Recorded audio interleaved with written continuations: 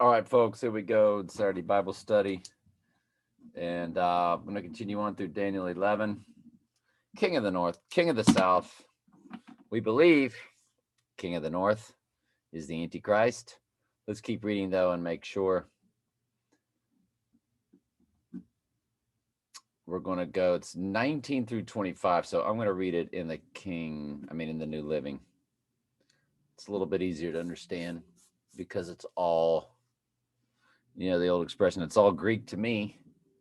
Well, this is Hebrew, but it's all foreign to me. This whole chapter until you see where it talks about the abomination that causes desolation. It starts describing the Antichrist, but the lead into it, where it's nothing but King of the North, King of the South, wars, uh, very ambiguous to me, very difficult to follow, very difficult to understand. A lot of it. Let's do a quick study on it. What is the King of the North, King of the South? Daniel 11. Daniel 11, Bible Hub. So, who is the King of the North in Daniel 11? Got questions. Uh, this was my go-to back when I believed in free will, before the Lord showed me election, predestination, hell is not eternal torment, and so forth. The King of the North, it's mentioned in Daniel 11, is actually a series of Greek kings in Syria of the secluded dynasty, Syria, to the north of Israel. So the king of Syria is the king of the north. And the Antichrist is said to be an Assyrian, which is, and of course, they say that Trump has the Assyrian bloodline. And they also said that I think he has to be of Roman descent. I'm not sure. There's other things about that. And there's a section in Germany where the Assyrian Romans settled. And this was something that I had heard in detail on a guy named Brother James Key, who I certainly do not trust everything he said, but he really detailed that, and I put it in one of my YouTube videos on another site. It was about 8 or 9 months ago during the lockdown days. And see, Trump's name is Drumpf, German, Drumpf, Drumpf. And that's easy to Google search. I've shown that many times. And that section of Germany where the Drumpf name came from was said to have had Roman and Assyrian bloodlines in it. So he is the Assyrian. So in the chapters leading up to Daniel 11, God reveals that Israel will be restored. However, he also tells Daniel of a great time of trouble for the Israel. The time predicted in Daniel 11 took place during what is known as the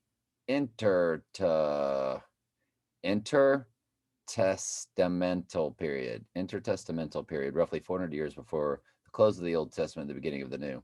There were no books written on the subject. The information Daniel 11 is so accurate that secular scholars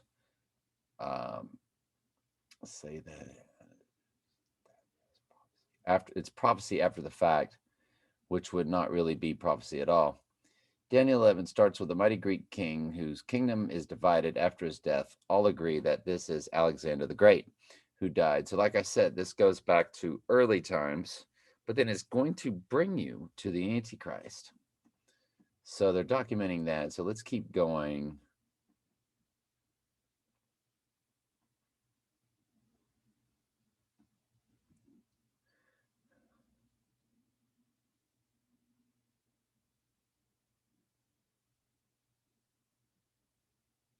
Because this is where the Antichrist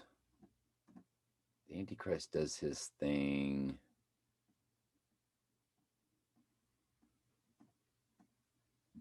His army will take over the temple fortress, pollute the sanctuary, put a stop to the daily sacrifices. See, that's what the Antichrist does, and set up a sacrilegious object that causes desecration. I'm not getting my highlighters. Dun dun dun dun dun.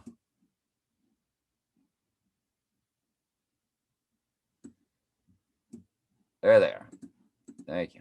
His army will take over the temple fortress, pollute the sanctuary, put a stop to the daily sacrifices, and set up a sacrilegious object that it causes desecration. This is known as the abomination that causes desolation. Straight out of Daniel 9:27, which is all about the Antichrist. So 31, let's continue.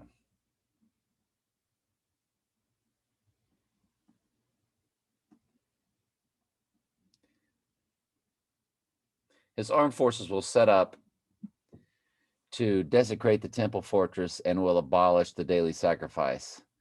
Then they will set up the abomination that causes desolation. With flattery, he will corrupt those who have violated the covenant. But the people who know their God will firmly resist him. Fulfillment, attempting to loot the temple a second time. Antiochus tried to buy off Jewish officials. He stopped the daily sacrifices. This time, however, he was met by Jewish resistance, known as the Maccabean Revolt in 167 BC. Those who are wise may instruct many through the time that they will fall by the sword or be burned and captured and plundered. They will fall. Fulfillment is revolt against Antiochus.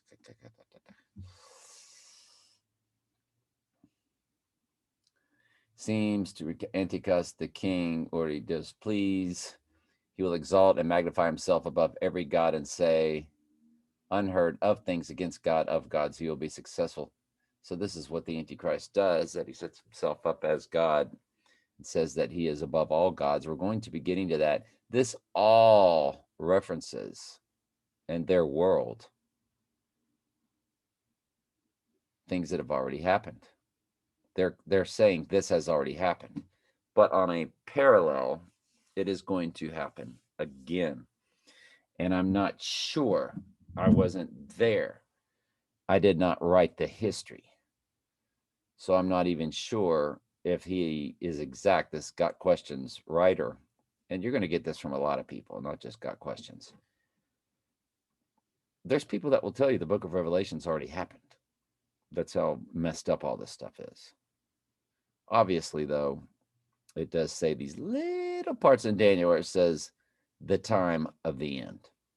And so that's how you start to do the dot connecting. You start to connect the dots that the time of the end is the end times, and that there's an abomination that causes desolation at the end times. So that when you read these where they say, well, that's already taken place, that's why I told you a lot of what we were reading are things that have already happened, but at some point it does morph into and change into what is coming at the end. So I'll include this link from Got Questions in the comments section.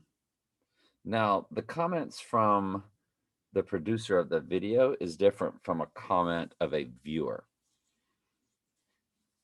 So you have to sort of arrow under. You have to hit some little arrows on your cell phone. On a PC, it's not that difficult. If you were to go to one of my Bible studies,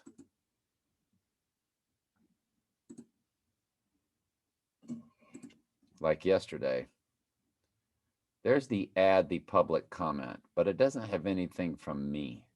Mine would be right under there somewhere. I have them from time to time. Let's go to my other channel. I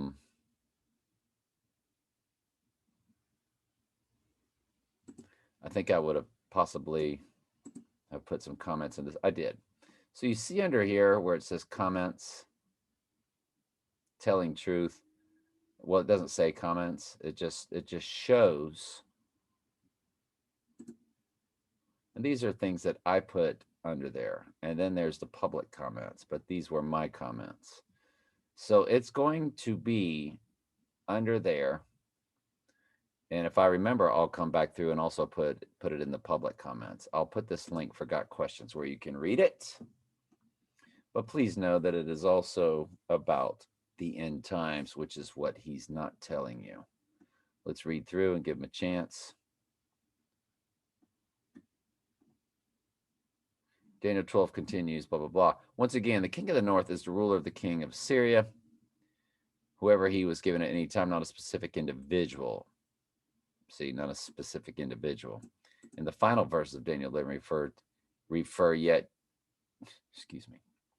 If the final verses of Daniel 11 refer to the yet future end times, which it does, then the specific identity of this future king of the north, the beast or the Antichrist, is yet to be revealed, and his headquarters may or may not include Syria.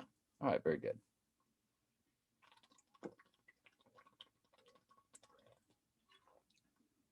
Nice work there. Not badly done at all. So this will all be in hopefully 2 separate comments that I'm going to provide for you. All righty. All right, let's read through 19 through 25 today in the New Living. And I already counted the verses. They're all there. He will take refuge in his own fortress, but will stumble and fall and be seen no more. His successor will send out a tax collector to maintain the royal splendor. But after a very brief reign, he will die, though not from anger or in battle. The next to come to power will be a despicable man who is not in line for royal succession. He will slip in when least expected and take over the kingdom by flattery and intrigue. Before him, great armies will be swept away, including the covenant prince. With deceitful promises, he will make various alliances. He will become strong despite having only a handful of followers. Without warning, he will enter the richest areas of the land. Then he will distribute among his followers the plunder and wealth of the rich, something his predecessors had never done. He will plot to overthrow the strongholds, but this will last only for a short while. Then he will stir up his courage and raise a great army against the king of the south. The king of the south will go to battle with a mighty army, but to no avail, for there will be plots against him. His own household will cause his downfall. His army will be swept away, and many will be killed. Ooh, I was only supposed to read through 25. All right, so that's the end of today's reading for Daniel. And I had the whole chapter 11 pulled up just in case we had to go forward or backward to reference anything. Let's continue on. John 14. If ye had known me, ye should have known my Father also. And from henceforth ye know him, ye have seen him. And you've got to watch yesterday's because I really detailed beautifully yesterday how God is Jesus and Jesus is God. Philip saith unto him, Lord, show us the Father, and it sufficeth us. In other words, show us the Father, and we'll be satisfied. Jesus saith unto him, have I been so long time with you, and yet thou, in other words, I've been with you all this time, and y'all don't know who I am? I am the Father, basically is what he's saying. He that have seen me have seen the Father. And how sayest thou then, show us the Father? Believest thou not that I am the Father, and the Father is in me? The words that I speak unto you, I speak not of myself, but the Father that dwelleth in me. So this time, Jesus didn't say, sent me. Many times, Jesus will say, but the Father that sent me, he does the works in me or something. Now this time he says, but the Father dwelleth in me. And of course, inside the sheep also, after we get that call, after we get baptized by the Holy Spirit. Believe me that I am in the Father and the Father in me, or else believe me for the very work's sake. In other words, believe me for everything that you've seen, all the miracles.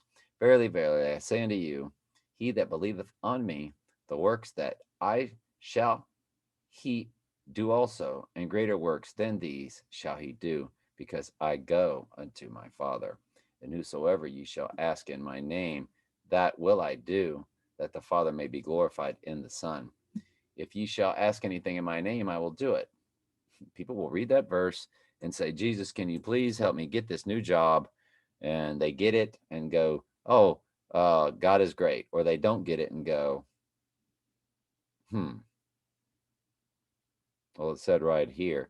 It's not a magic genie. God's ordained the end from the beginning. Everything's been ordained. God clearly has stated how to pray.